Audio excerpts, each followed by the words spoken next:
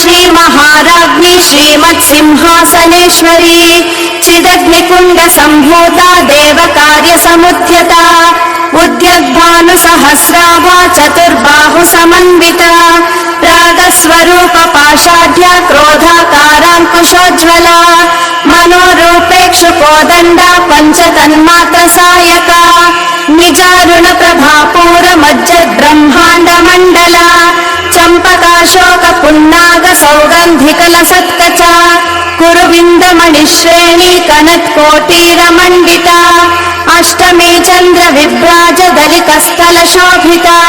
मुखचन्द्रकलङ्काभ मृगनाभिविशेषका वदन स्मर माङ्गल्य गृहतोरण चिल्लिका वक्त्रलक्ष्मी परीवाह चलन्मीनाभलोचना नवचम्पक पुष्पाभनासा दण्ड विराजिता ताराकान्ति तिरस्कारि नासाभरणभासुरा कदम्ब मञ्जरी क्लृप्त कर्णपूर मनोहरा ताटङ्कयुगलीभूत तपनोडुपमण्डला पद्मरागशिलादर्श परिभाविक पोलभूः नवविद्रुम बिम्ब श्रीन्यक्कारिरदनोच्चदा शुद्ध विद्याङ्कुराकार द्विज पङ्क्तिद्वयोज्ज्वला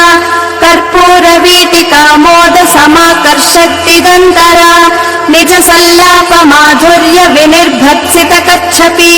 मन्दस्मित प्रभापूर मज्जत् कामेश मानसा